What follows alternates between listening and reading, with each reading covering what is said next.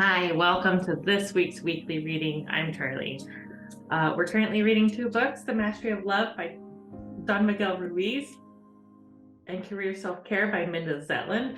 And we are on chapter 10 in both books this week. So really excited. We're going to start with The Mastery of Love and let's do this thing. Chapter 10, Seeing with Eyes of Love. If you look at your body, you will find billions of living beings who depend on you. Every cell in your body is a living being that depends on you. You are responsible for all those beings, for all those living beings that are your cells. You are God. You can provide what they need. You can love all these living beings, or you can be so mean to them. The cells in your body are completely loyal to you. They work for you in harmony. We can even say they pray to you. You are their God. That is absolutely the truth. Now, what are you going to do with this knowledge? Remember, the whole forest was in complete harmony with Artemis. When Artemis fell, she lost respect for the whole forest. When she recovered her awareness, Artemis went from flower to flower to say, I am sorry. Now I will take care of you again. And the relationship between Artemis and the forest became a love relationship again. The whole forest is your body. And if you just acknowledge this truth, you will say to your body, I am sorry.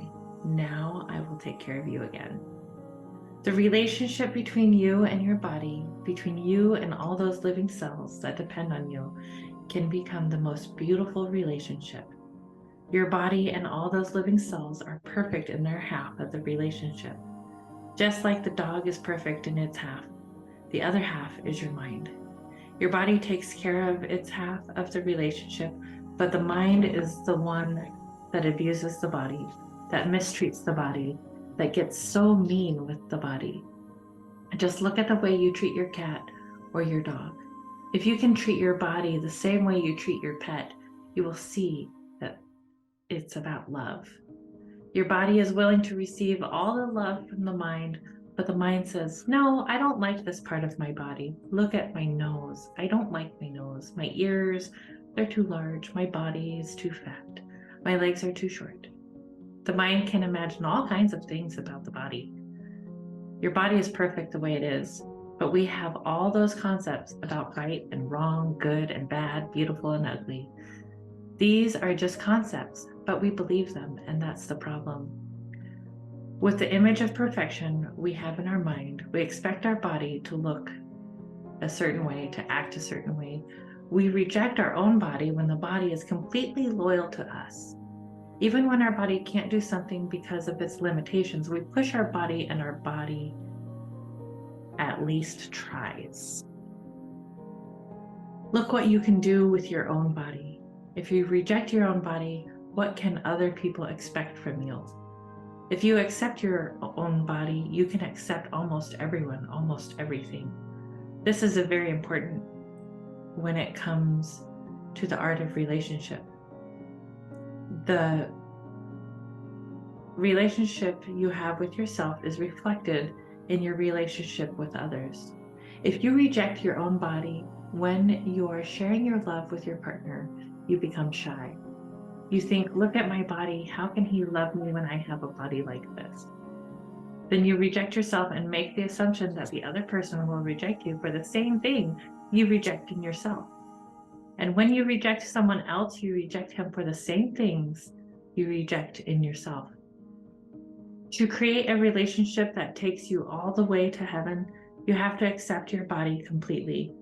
You have to love your body and allow your body to be free, just to be free to give, free to receive, without being shy, because shy is nothing but fear. Imagine how you see your pet dog. You see the dog with eyes of love, and you enjoy the beauty of that dog. It doesn't make any difference whether that dog is beautiful or ugly. You can go into ecstasy just seeing the beauty of that dog, because it's not about possessing beauty. Beauty is just a concept we learned. Do you think a turtle or a frog is ugly? You can see a frog and the frog is beautiful, it's gorgeous. You can see a turtle and it's beautiful. Everything that exists is beautiful, everything. But you think, oh, that is ugly, because someone made you believe what is ugly and what is beautiful, just as someone made you believe what is good and what is bad. There's no problem at all with being beautiful or ugly, short or tall, thin or heavy. There's no problem with being gorgeous. If you walk through a crowd of people and they tell you, oh, you are beautiful, you can say, thank you, I know, and keep going. It doesn't make any difference to you, but it will make a difference to you if you don't believe you are beautiful and someone tells you that. Then you are going to say, am I really? This opinion can impress you. And of course, that makes you easy prey. This opinion is what you think you need because you believe you are not beautiful. Remember the story of the magical kitchen? If you have all the food you need and someone asks you to let him control you for food, you say, no, thank you. If you wish to be beautiful, but you don't believe you are, and someone says, I will always tell you how beautiful you are if you just let me control you, you will say, oh yes, please tell me I'm beautiful. You are going to allow that to happen because you think you need that opinion. What is important are not all those opinions from others, but your own opinions. You are beautiful no matter what your mind tells you. That is a fact. You don't have to do anything because you already have all the beauty you need. To be beautiful, you don't have any obligation to anyone. Others are free to see whatever they want to see. If others see you and judge you, beautiful or not, if you are aware of your own beauty and accept your own beauty, their opinion doesn't affect you at all. Perhaps you grew up believing that you are unattractive and you envy beauty in others. Then to justify the envy, you tell yourself, I don't want to be beautiful. You may even have a fear of being beautiful. This fear can come from many directions and it's not the same for everyone, but often it's the fear of your own power. Women who are beautiful have power over men, and not just over men, but over women. Other women who are not as beautiful as you are may envy you because you attract the attention of men. If you dress a certain way and all the men are crazy about you, what are the women going to say about you? Oh, she's a loose woman. You become afraid of all those judgments people have about you. This is nothing but concepts again. Nothing but false beliefs that open wounds in the emotional body. Then, of course, we have to cover these wounds with lies and denial systems. Envy is a belief that can easily be broken with awareness. You can learn to deal with the envy of other women or other men because the truth is that each of you is beautiful. The only difference between the beauty of one person and the beauty of another is the concept of beauty that people have. Beauty is nothing but a concept, nothing but a belief. But you can believe in that concept of beauty and base all your power on that beauty. Time passes and you see you are getting old. Perhaps you're not as beautiful as you were from your point of view. And a younger woman comes along who is now the one who is beautiful. Time for plastic surgery to try to keep the power because we believe that our body is our power. Our own aging starts to hurt us. Oh my God, my beauty is going away. Will my man still love me if I am not as attractive? Now he can see other women who are more attractive than me. We resist aging. We believe that because someone is old, it means she is not beautiful. This belief is completely wrong. If you see a newborn baby, it is beautiful. Well, an old person is also beautiful.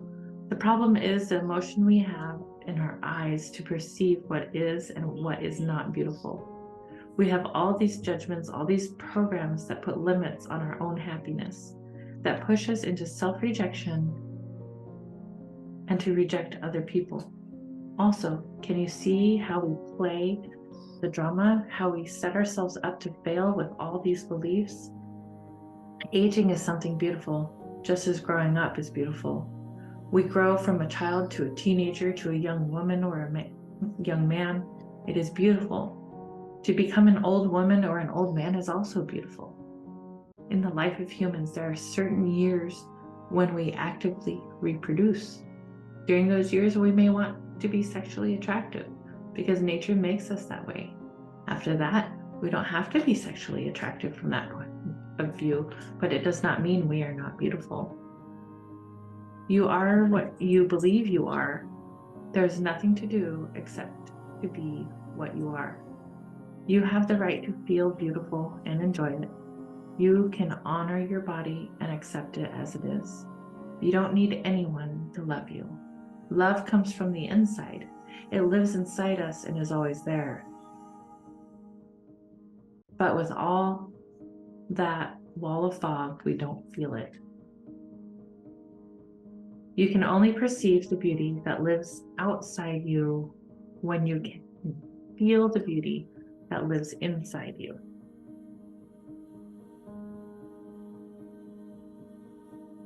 You have a belief about what is beautiful and what is ugly, and if you don't like yourself, you can change your belief and your life will change. It sounds simple, but it's not easy. Whoever controls the belief controls the dream. When the dreamer finally controls the dream can become a masterpiece of art. You can begin by doing a puja for your body every day. In India, people perform pujas or rituals for the different gods and goddesses. In the puja, they bow to the idol, they put flowers near the idol, and they feed the idol with all their love, because these statues represent God. Every day, you can offer devotional love to your own body. When you take a shower, when you take a bath, treat your body with all your love, treat your body with honor, with gratitude, with respect. When you eat, take a bite, close your eyes, and enjoy the food. That food is an offering to your own body, to the temple where God lives. Do this every day, and you will feel your love for your body growing stronger each day, and you will never again reject yourself. Just imagine how you will feel the day you adore your own body. When you accept yourself completely, you will feel so good about your own body, and you are going to be happy. Then when you relate with someone else, your limit of self-abuse is almost zero. This is self-love. This is not personal importance because you treat others with the same love, the same honor, the same respect, and the same gratitude you use with yourself. Can you see the perfection in a relationship like that? It's about honoring the God inside each other. When you make it your goal to create the perfect relationship between you and your body, you are learning to have a perfect relationship with anyone you are with, including your mother, your friends, your lover, your children, your dog.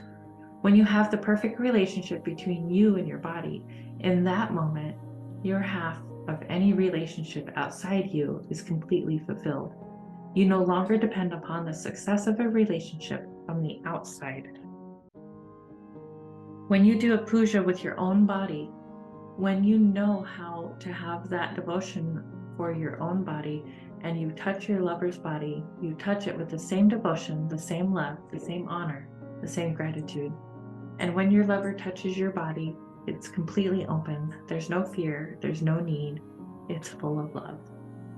Imagine all the possibilities in sharing your love this way. You don't even need to touch. Just looking into each other's eyes is enough to fulfill the needs of the mind and the needs of the soul. The body is already satisfied because it has all your love. You are never lonely anymore because you are fulfilled with your own love. Wherever you turn your face, you will be fulfilled by love, but not from other humans. You can see a tree and feel all the love coming from the tree to you.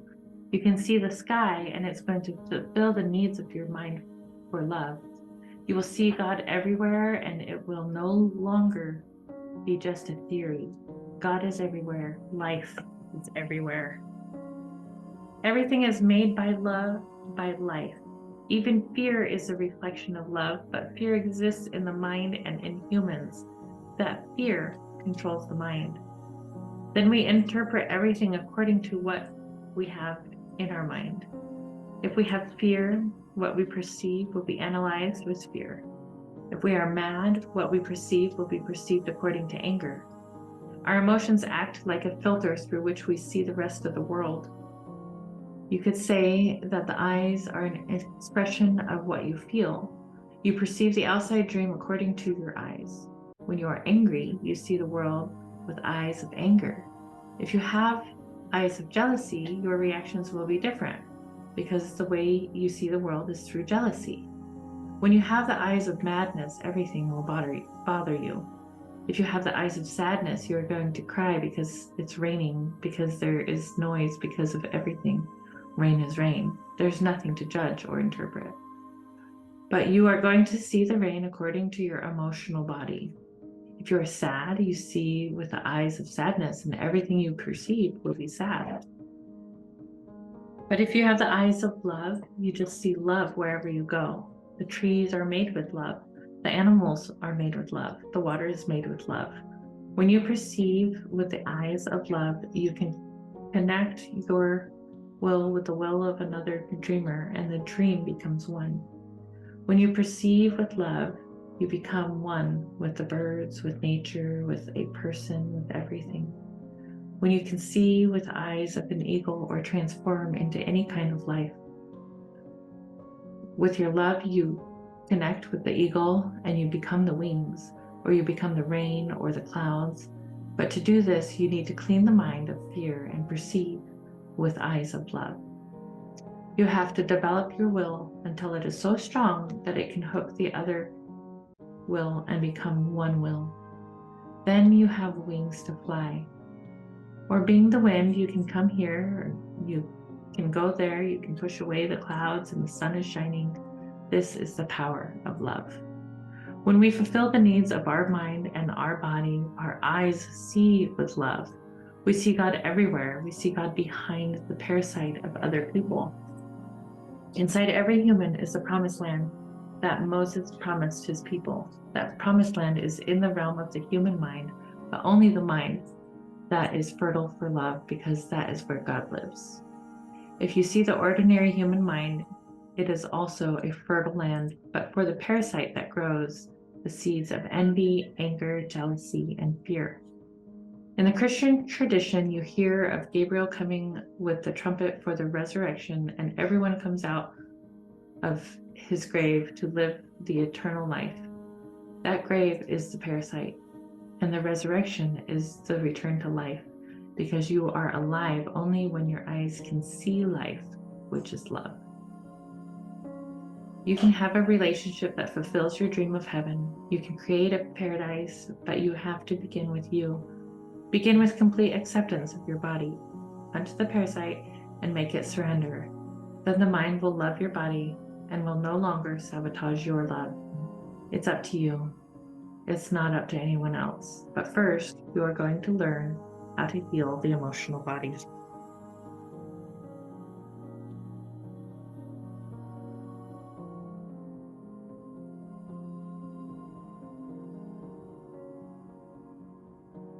This week in Career Self-Care by Minda Zetlin, we start part 3, how to get where you want to go.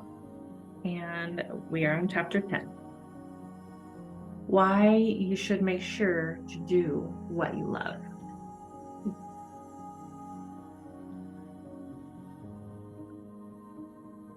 Years ago, an acquaintance of mine opened a restaurant. That's one of the hardest businesses there is, and he was forced to close after about 6 months. Determined to not suffer financial ruin again, he headed in an entirely different direction. He got an MBA and went to work in an investment company. He bought a house in an upscale suburb where he lived with his wife and kids, and mortgage payments that he could just barely afford. It worked for many years, but in time, the investment company fell apart and his job evaporated, leaving him with huge bills to pay and no income with which to pay them. Eventually, the bank foreclosed on his house. He traded in his passion for financial stability, but wound up with no job, no home, and a mountain of unpayable debt. The most frightening example I have ever encountered of someone heading for a career they didn't love happened when I taught an undergraduate creative writing class at NYU. I had about a dozen students, a varied group from many different majors. Most weren't English majors. They were just taking the class to fulfill a core requirement. They varied in interests, tastes, writing skill. One of them was a young man who sat at the far end of the table from me. He seemed to be trying to call as little attention to himself as possible. I think he would have gone through the whole semester without saying a word, except that was impossible in my class. Each session, we would review 2 of the students' pieces, and I went around the table each time asking every student to give their opinion of the work. Thus, forced to speak, this reticent student came out with some of the most insightful comments of the whole group. Toward the end of the semester, the students had to hand in a longer work that I would then discuss with them in a private conference. When this student handed in his piece, it was handwritten in big letters on lined paper as if he'd rushed to get it all down. It turned out to be a short story about a college student majoring in pre-med at his parents' insistence. The protagonist struggles to keep up with his science courses, but falls further and further behind. In the end of the story, feeling miserable and trapped, he commits suicide. The information I had about my student included their declared majors, which is how I knew that the student who wrote this piece was taking pre-law. Preparing for a profession that seemed as bad a fit for him as being a doctor was for his protagonist. The parallels were impossible to miss. I pointed this out to him during our one-on-one conference, concerned for him but also conscious of the limits of the teacher-student relationship. You need to think about this, I told him. I know, he answered, in a way that told me that he already had and might now be ready to make some changes. I don't know what happened after that. I don't know if he showed the story to his parents, although I hope he did. I do know that letting yourself get stuck in a job that's wrong for you can literally kill you. In his now famous 2014 commencement speech at Maharishi University, comedian and actor Jim Carrey talked about how all of us make decisions based on either love or fear. Fear is sometimes disguised as practicality, he said. His own father could have been a great comedian, but didn't believe that was possible for him, he explained. So he made a conservative choice, and instead, he got a safe job as an accountant. And when I was 12 years old, he was let go from that safe job, and our family had to do whatever we could to survive. That included a period of homelessness during which the family lived in a van. I learned many great lessons from my father, not the least of which is that you can fail at what you don't want. So you might as well take a chance on doing what you love, he said. As a teenager, Jim Carrey had to work overnight as a janitor in the tire factory that eventually provided his family with a home and his father with a job. Even so, he managed to start a stand-up comedy career around Toronto. He got his first lucky break at 19 in the form of a front-page story in the entertainment section of the Toronto Star. His career grew from there, with more appearances around Toronto and a starring role in a TV movie that was renamed Rubberface just for him. Then he was invited to tour with Rodney Dangerfield, which led to a move to LA and stardom. So Carrey, at a young age, followed the advice he would later give to the audience of graduating students. He took a chance on doing what he loved, and he worked out spectacularly well. Was his success guaranteed?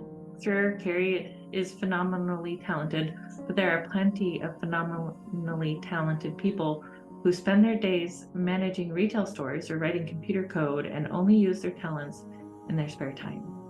What if Carrey had been like them, incredibly good at comedy, but not able to make a living at it? We happen to know the answer to this question because Carrey said it himself in a 2007 interview with the Hamilton Spectator. If my career in show business hadn't panned out, I would probably be working today in Hamilton, Ontario, at the Tabasco steel mill, he said. As a young man, he often thought that the steel mill was where the great jobs were. That was probably true, especially compared to the tire company where he, his father, and his brother all worked when he was young. That makes me think about my husband's cousin, Thaddeus Klingman, known to all as Teddy, who spent almost his entire working life at Orange and Rockland, the electric utility for Middletown, New York. Teddy died of cancer at 57. His title at the company was Senior Systems Operator, and he monitored electricity usage in the counties the company served. When Teddy was a child and people asked him what he wanted to be when he grew up, I'm pretty sure that Senior Systems Operator at Orange and Rockland was not his answer. And yet Teddy loved that job. It had a good salary and even better benefits, particularly for someone with no college degree. His good salary meant that he could not only support his family, but also travel the world during his generous vacation time. Most of all, he enjoyed the camaraderie of his colleagues and the chance to indulge his love of practical jokes, something he did frequently. When he got sick, that good job meant he didn't have to worry about paying his medical bills or losing his income. Doing what you love doesn't necessarily mean having a job that puts your name up in lights or that offers a fancy office. It's not necessarily about earning more than anyone you know. It may not be whatever you dreamed of when you were a child, ballet dancer in my case. It might not be about people being impressed when you tell them what you do, or having people look up to you or wish they could be you. It's not even about using all your talents to the fullest. Very few jobs do that, if any. It's certainly not about doing what your parents or your friends or your college roommates would most approve of. It may not even be about changing the world for the better. It could be about any of those things or a combination of them, but really it's about doing work that makes you happy, that feels meaningful to you, that pays at least as much as you need, and that feels like you. Your job should be something that to you is worth getting out of bed for in the morning. One passion per person? Find your passion. This career advice has been repeated frequently for decades. Then, a few years ago, there was a backlash. For example, the 2018 Atlantic article titled "Find Your Passion" is awful advice. Quotes research by the Reverend psychologist Carol Dweck. The problem with Find Your Passion is twofold. Passion skeptics argue. First, there's the frequently repeated corollary that if you find work you love, you'll never work a day in your life. As they rightly point out, this is nonsense. Any job, no matter how beloved, is a grind sometimes. There will be setbacks, frustrations, and many, many days where you would rather be doing literally anything else. None of this means that you haven't found your passion or that you need to go looking for a different employer. It just means that nearly anything worth doing still sucks some days. The second objection is more nuanced. It argues that your passions are not a fixed inborn thing. Instead, depending on your peers, circumstances, influences, and experiences, you could potentially become passionate about many different things. To prove it, Dweck and her colleagues conducted a series of experiments. In one of them, students, none of whom were astronomy majors, watched an interesting and engaging documentary about Stephen Hawking in which his concepts were explained in an easily understandable way. After watching this video, many of the students said they were fascinated by black holes. Then the researchers had them read a technical and challenging science article about black holes. After that, many of the students said they weren't too interested in black holes after all. There's a point of this study. The students who gave up their black hole fascination had earlier been taught that our interests and abilities are unchangeable and innate. The fixed theory, those who had been taught that interests and abilities can change with practice and exposure, the growth theory. When willing to stick with that confusing article longer and try harder to learn from it, before giving up their interest in black holes. The truth is, when it comes to interests and abilities, the growth theory is right. Neuroscientists report that people can and do develop different interests and passions throughout their lives, depending on their circumstances and the influences around them.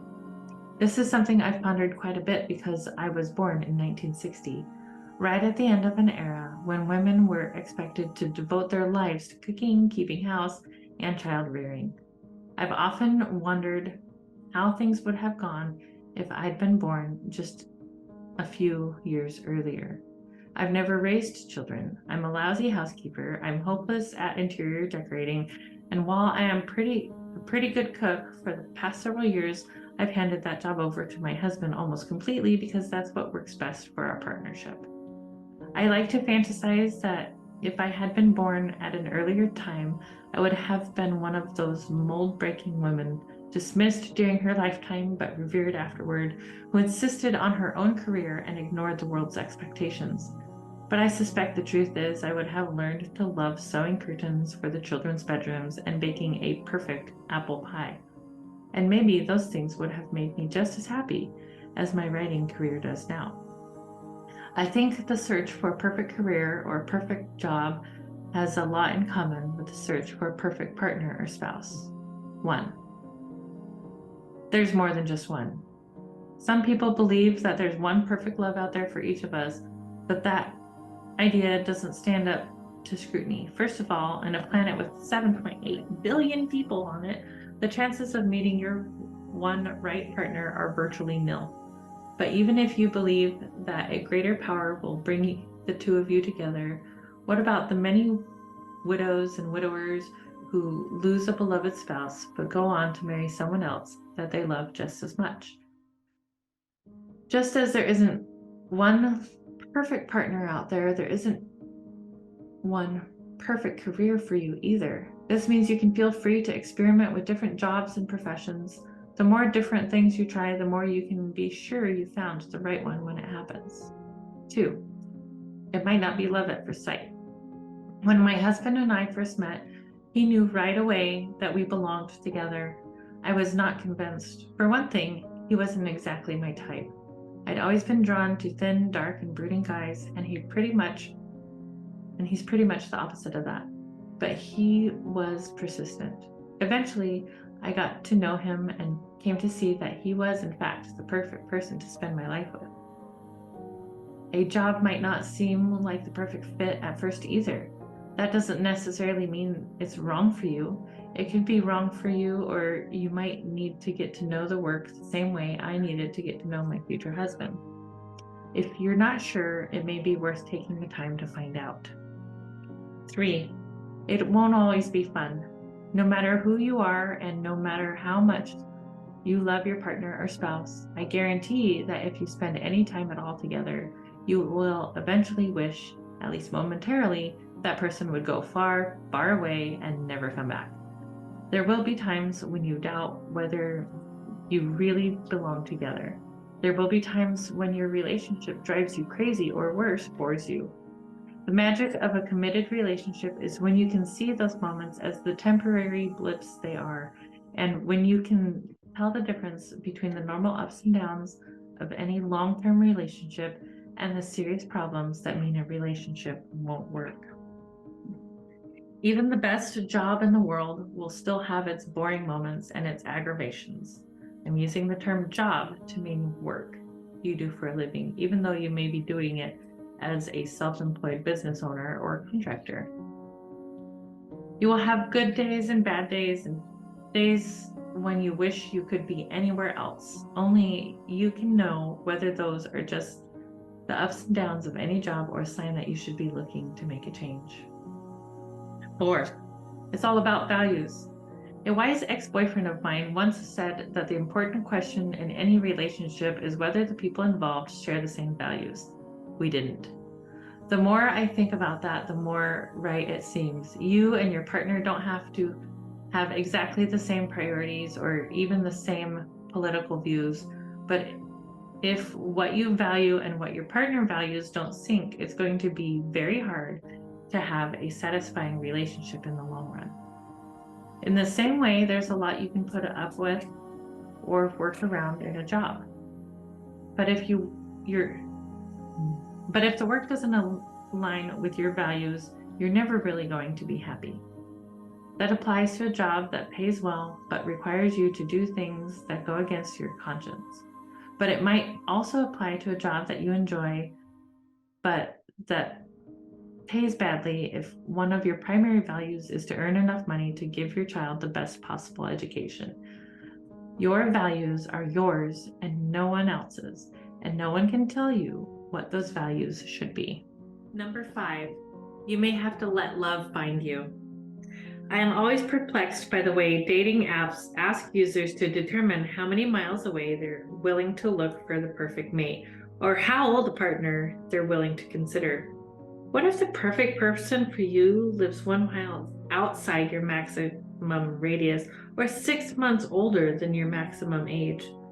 Setting such criteria could possibly eliminate the love of your life, but if you don't set any criteria, you're left with a muddle of possible dates that's too confusing to be useful. So maybe the logical thing to do is to set some criteria, but be flexible, remaining open to all kinds of possibilities and to finding potential dates wherever they might appear, which could include the grocery store, the playground, or a cooking class. Maybe you should even consider the person you call to repair your laptop after you've tripped over the cord and knocked it off the table, which is how I got together with Bill. It would be a mistake to wait and hope for the right job or profession to find you. You should always be the driver, not the passenger in your career. And if you wait for the right job to come along, you are basically putting someone else's priorities ahead of your own.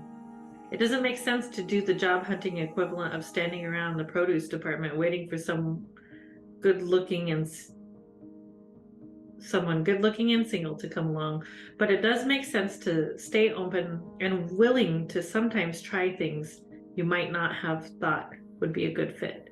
Your career is a journey, not a destination, and it most likely won't be a straight line. The best careers almost always include a few twists and turns and side trips along the way. Help! I hate my job.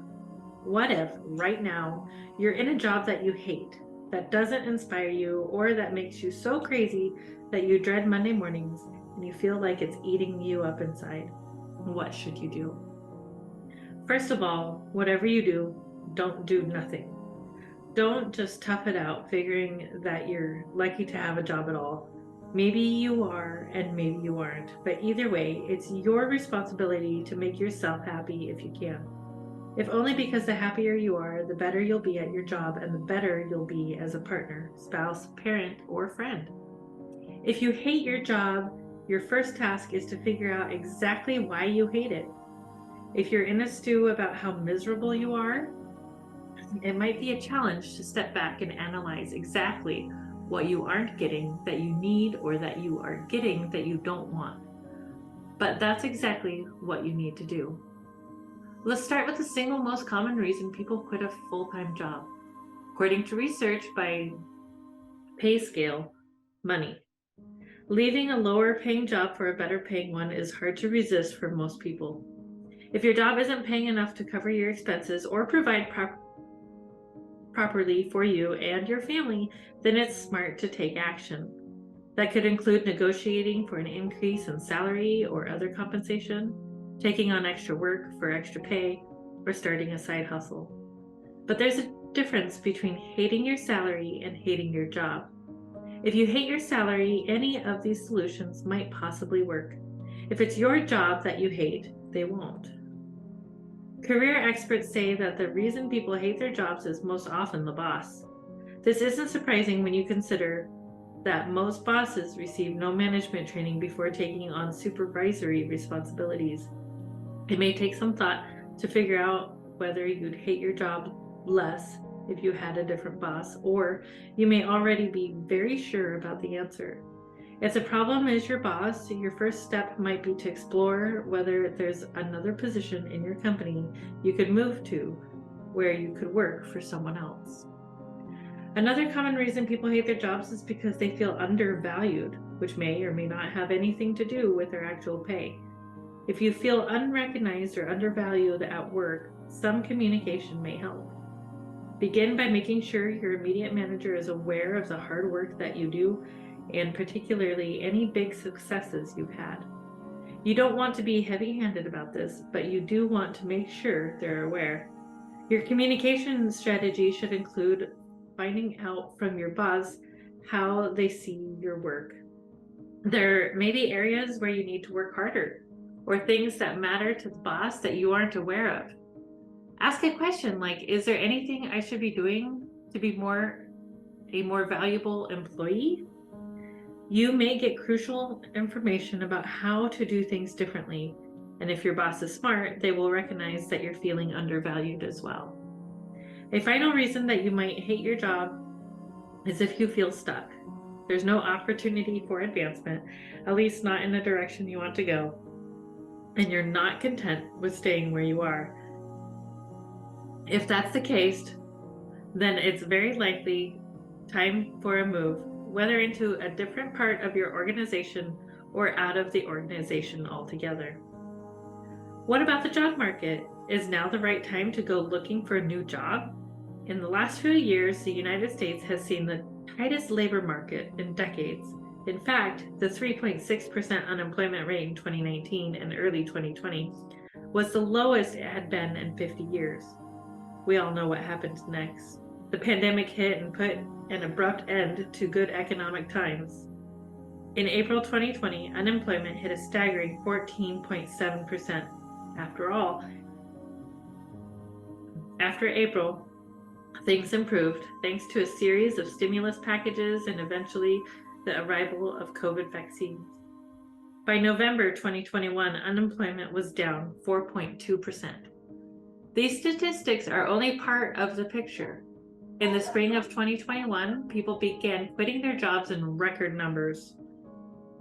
This phenomenon, which came to be called as the Great Resignation, was a source of frustration and worry to employers struggling to fill empty jobs. Experts have debated exactly what caused the Great Resignation and what it means. But it's interesting to note that in many cases, it's paired with the acronym YOLO, which stands for You Only Live Once. For many Americans, including me, the pandemic pierced our sense of safety and of limitless possibility. It forced many of us to consider our own mortality in ways that we hadn't before. But the truth has always been there. With or without a pandemic, none of us knows how long we have on this planet, and there's a good chance that our time will be shorter than we would wish. If your job is making you miserable, no matter what the job market looks like, now is the time to at least try to do something about that. It's like Jim Carrey said, our decisions are always based on either love or fear, and that's especially true for our career decisions. Don't let fear keep you trapped in a job or profession that fails to make you happy, and don't let it stop you from taking a chance on a career that could bring you joy. You only have one life, and if you're like most people, you'll spend a huge portion of it at work. If you don't follow what you love, you'll never know where you might have gone. Exercises to try. Number 1, broaden your perspective. If you could have any job at all, what would it be? Don't worry for the moment about whether it's actually possible for you to get the job. I'd argue that none of us really knows what it is, and it's possible for us anyhow. We only think we do. For this exercise, let your imagination run wild. Movie star is just fine. So is owner of the New York Yankees or captain of the Starship Enterprise. Make a list of at least 3 jobs that you would absolutely love to have. Once again, I'm considering self-employed work as a job. Here's where it gets trickier. For each of these jobs, write down at least 3 reasons why you would like to have that job. For example, for Starship Captain, you might list exploring space and discovering new species of aliens, having people obey your commands, and getting any food you want, anytime you want, from the replicator. Now, for each of these reasons you want the job, come up with at least 3 other jobs that have that same element. Again, use your imagination. I'll admit that there aren't too many real-life jobs where you could get to meet alien species, but you might want to work at the SETI Institute, which is actively looking for them. Or you might want to work in science fiction, where new alien species are being imagined and created, or you could work with octopuses. Octopuses are highly intelligent and they evolved on a completely separate path from the primates who are our ancestors. So experts say getting to know an octopus is as close as you can come on Earth to getting to know an alien. You get the idea. Once you're done, you should have a list of quite a few jobs. For each job, ask yourself 2 questions. 1, what would I like to have this job? And 2, am I willing to do what I'd have to do to get it? Use your answers as a starting place to consider different jobs and different careers you may never have thought about.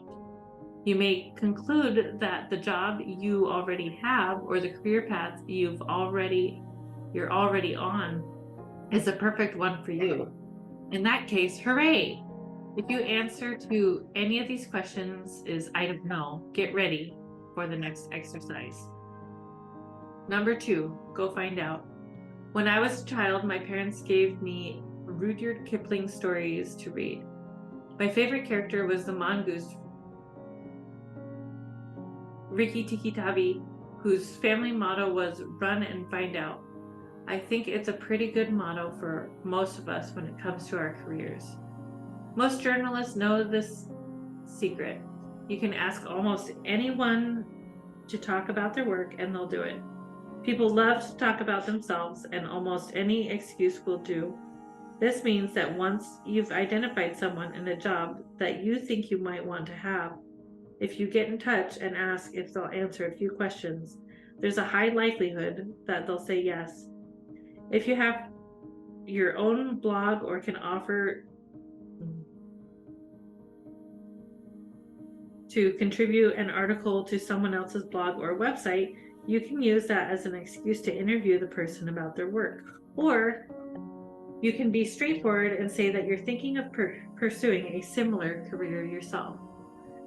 You want to find out what the job is actually like day to day, what someone in that profession might expect to learn. Many jobs are surprisingly low paying or high paying, and what education and work history would best prepare someone to get such a job.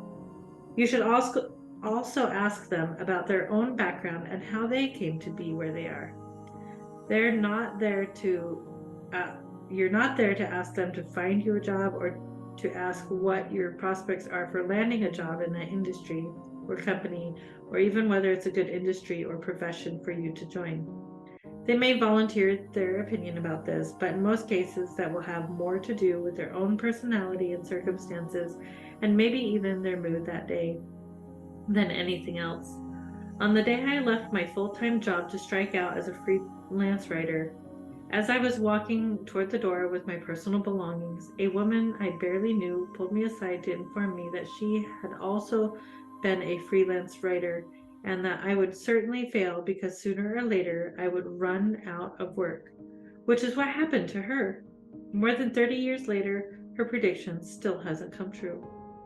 If someone makes a similar forecast for you, thank them politely, consider the reasons for their prediction. If they'd identified a macro industry trend that could pose challenges to your career plans, you could probably do some additional research to find out if they're right. But don't let it stop you from at least trying to get the work you want. After all, regardless of what's happening on the macro level, you are operating on the micro level. You only need one job. Only you can decide whether or not to try for it. Number 3, imagine your last job. If the job you have now were the last one you could ever have, would that be all right with you? If not, there's a clear path from the job you have now to one you would want as your final and forever job. If the answer to both questions is no, is there some other work out there in the world that would make you happier? Is there a different direction you could be heading in? Do some research, see the preceding exercise to answer these questions and to find out what doing your forever job would really be like. Identify the steps between where you are now and that forever job. Are you willing to take them? Thank you for joining us for this week's weekly reading. Don't forget to pick up your copy of Career Self-Care by Minda Zetlin and The Mastery of Love by Don Miguel Ruiz so you can follow along and join us. And don't forget, we'll talk about it on Mindset Monday. We'll see you then. Namaste. The Marysville Police Foundation is a 501c3 organization to support these areas of the Marysville Police Department: law enforcement, officer wellness, and the community outreach programs and activities. We look forward to serving. We take the mystery and pain out of social media consistency for your business, giving you back time to shine in your zone of genius. Social media is the new branding. It deserves its own attention, thought, and effort. Yet so few businesses actually take this seriously and invest enough time on their strategy. We can do it for you at an affordable rate that will fit into your budget and allow you to pursue other revenue channels as well. The hardest part of social media management is keeping up the consistency to be seen and know what to post, when to post. Are you ready to have everything ready to go for you, saving you time and energy by not having to do it all yourself? Still getting your message out so that people get to know you, like you, and develop trust while opening yourself up to more time for the business of your business where you shine. Working with Women in Leadership, BSMB LLP, is a unique experience that bridges the gap from face-to-face to virtual relationship marketing. Not only do we love to help you shine on social media, we love to share tools to help you grow with us, body, soul, mind, and business. Check out our podcast and YouTube channel for Mindset Mondays, Social Media Training Wednesdays, business interviews and special topics on Fridays, and weekly readings on Sundays. To schedule your consultation or podcast interview, head to our website, www.womeninleadershipbsmb.com. Our weekly readings on Sunday, our podcast, Mindset Monday, social media training with Heather on Wednesdays with a live Q&A, guest interviews, and special topics on Fridays. Thank you for joining us. Find out more and schedule with us online at www.womeninleadershipbsmb.com, where you have a spot at the table.